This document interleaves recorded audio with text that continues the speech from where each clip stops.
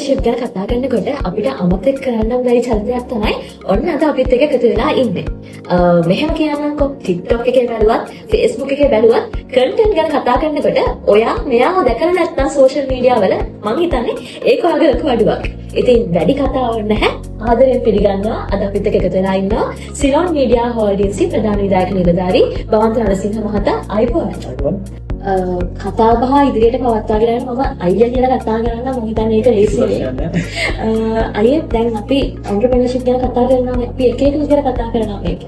විශේෂයෙන්ම දැන් අපි young generation එකත් එක්ක කතා කරනකොට සමහරව හිතන්න පුළුවන් අපි මේ අතට අහු වෙන භාණ්ඩයක් විතරයි අපිට ප්‍රොමෝට් කරන්න පුළුවන් කියන්නේ. දැන් මේ අලුතෙන් තියෙන ට්‍රෙන්ඩ් එකත් එක්ක විශේෂයෙන්ම ඔබතුමා දන්නවා සෝෂල් මීඩියා එක්ක අපිට මේ අතට අල්ලන දෙයක් විතරද අපේ ප්‍රොඩක්ට් එක කියලා ප්‍රොමෝට් කරන්න පුළුවන්. එහෙම නැත්නම් මෙතනින් එහාට ගියපු දෙයක් අපිට අලුත් ජෙනරේෂන් එක විදිහට කරන්න බැරිද?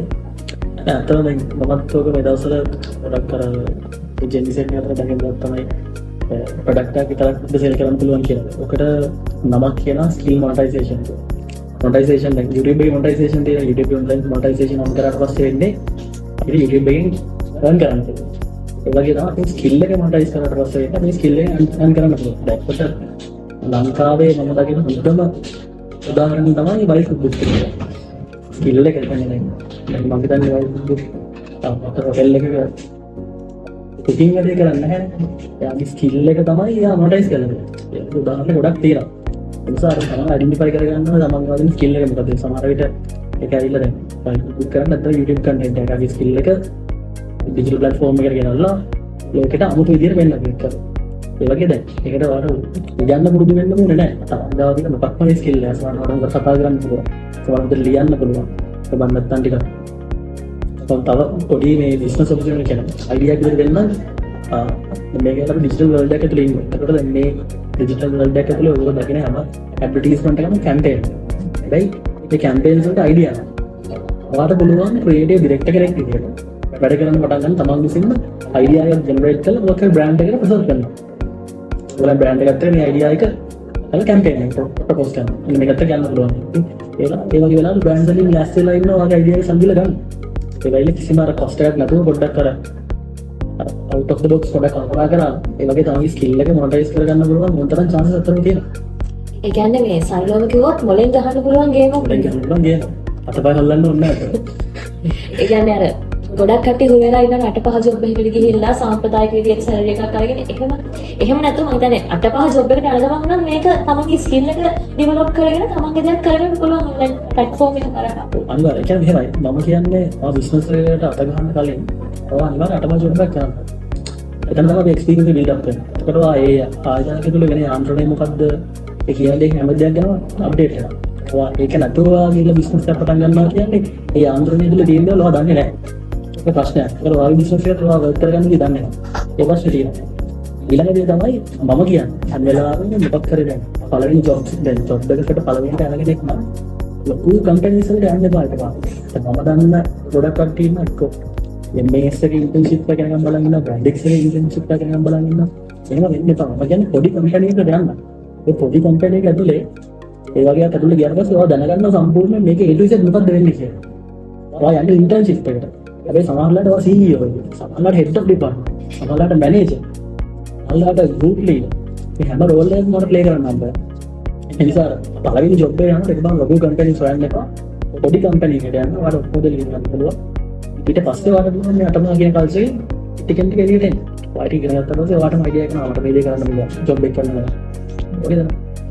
ආන්තයි දැන් මේ මට අර කොච්චර කතා කරා සෝෂල් මීඩියා පැත්තටම තමයි යන්න හිතෙන්නේ. මොකද අර සෝෂල් මීඩියාත් එක්ක හුරු වෙච්ච චරිතයක් නේ. එතකොට මේ අපේ දැන් කට්ටිය බලාගෙන ඉන්නවා, ගොඩක් කට්ටිය ආසාවෙන් ඉන්නවා අලුතෙන් දෙයක් පටන් ගන්න.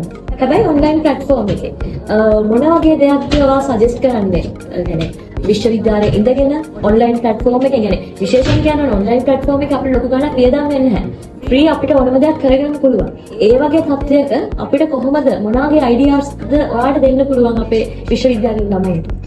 කොහොමද ඇවිල්ලා අතර චක්‍රවල වෙන එකපාරක් කියපුවා තවත් තියෙන එක මම අද ඩිජිටල් ප්ලැට්ෆෝම් එකක් දෙන්න දැන් අපි ඩිජිටල් ප්ලැට්ෆෝම් එක ගැන කතා කරන්නේ ඉතින්. දැන් සාමාන්‍යයෙන් අපිට කැම්පස් එකේ මහපොළ මම කරපු 5000 නම් දෙන්නේ. 5000 කම. හරි. දැන් මගේ ෆෝන් එක ගත්තා මගේ ෆෝන් එකේ ටෙම්පර් ග්ලාස් එක මෙතන විදිලා තියෙනවා. හරි මේ රූම් එක ඇතුලේ ගත්තොත් ටෙම්පර් ග්ලාස් තව විදිහට ඇති මහලු ඉන්වෙස්ට්මන්ට් වෙන්නේ නැහැ අපි පොඩ්ඩක් සීට් කරලා නැත්නම් පිටකොට වෙයි පළවෙනි හරස් එකේ තියෙනවා හෝල්සේල් ටෙම්පර් ග්ලාස් ගන්න පුළුවන් කඩ තවන රුපියල් 30ක් 50ක් යනකොට ඕනම මොඩල් එක ටෙම්පර් ග්ලාස් බල්ක් එකක් ගන්නවා නම් ගන්න පුළුවන් ඔයා විශ්වාස කරන කියන්නේ ඔයා හිතනවාද ටෙම්පර් ග්ලාස් කියන්නේ කැම්පස් එකේ ටෙම්පර් ග්ලාස් එක බින්දනවා කියලා කියන එක මාරම සුලභ දෙයක් ෆෝන් එකක් කරනවා ඔයාගේ බැච් එක ඇතුළේ නැති ටෙම්පර් ග්ලාස් 100ක් විතර මේ වෙලාව ඔයාට පුළුවන් පොඩි ඉන්වෙස්ට්මන්ට් එකක් දාන්න රිස්ක් ප්‍රීන් කියන්නේ ඉන්වෙස්ට්මන්ට් එක පොඩි කියන්නේ රිස්ක් එකක් පොඩි කියන්නේ ඉන්වෙස්ට්මන්ට් එක ලොකු කියන්නේ රිස්ක් එක වැඩි කියන්නේ ඒක පොඩි ඉන්වෙස්ට්මන්ට් එකක් දාන්න ඔයාට කිව්ව අතරේ තමයි පොඩි රිසර්ච් එකක් කරන් වැඩිපුරම පාවිච්චි කරන බෝඩ් මොඩල් එක මොකක්ද ඒක මුලින්ම බයි කරන්න යන්නත් එපා ඔයාට පුළුවන් නම් WhatsApp ස්ටේටස් එකක් දාන්න ටෙම්පර් ග්ලාස් එකක් මාකට් ප්‍රයිස් එක අඩුවෙන් රුපියල් 30ට 50ට ගන්න පුළුවන් එකට එකක් මාජින් නැතුව රුපියල් 100ට මේක ප්‍රැක්ටිකලි කරන්න ඉන්ෆෝස් කරන ලෙවල් එකේ ප්‍රශ්න තියෙන බro ඒක ඇවිල්ලා ඕගොල්ලෝ බලන ඕගොල්ලෝ විසිට ගන්න ඕනේ මේ කියන අයිඩියා එක WhatsApp ස්ටේටස් එකක් දාන්න ටෙම්පර් ග්ලාස් එකක් ඕන මොඩල් එක රුපියල් 100යි කියලා දැන් බැච් එකකට ටෙම්පර් ග්ලාස් 100ට ගන්න පුළුවන් සිම් ප්‍රශ්නයක් නැතුව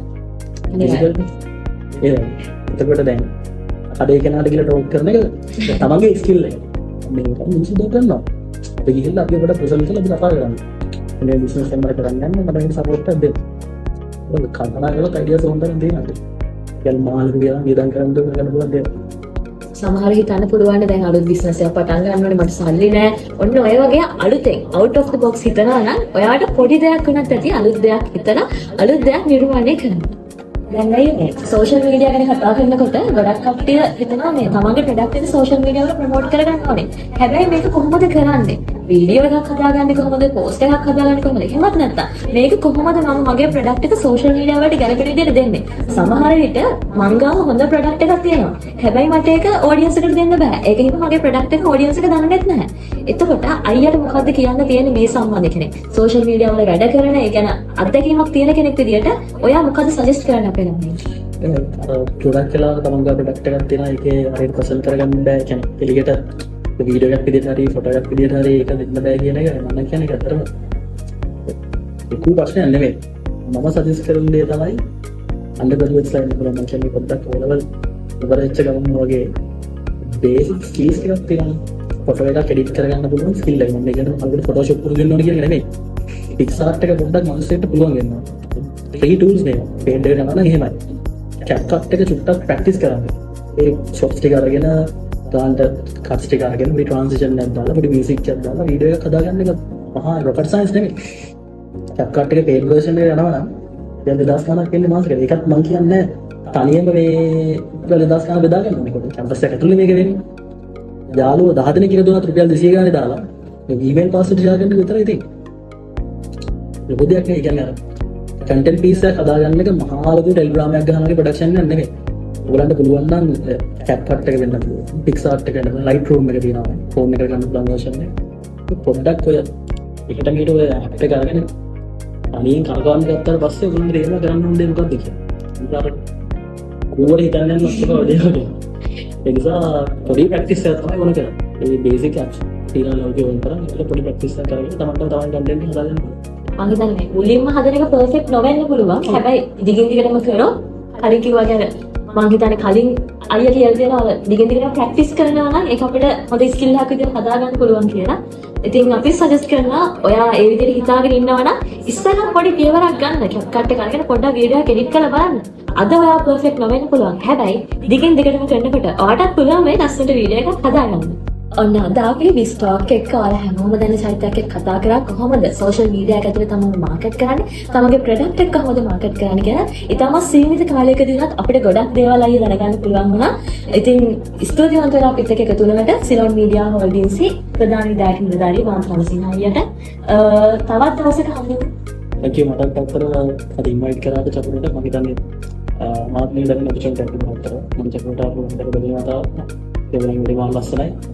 අනුලන්ට good luck. හැමදේම හොඳින් ඉස්සරහට යන්න. Thank you.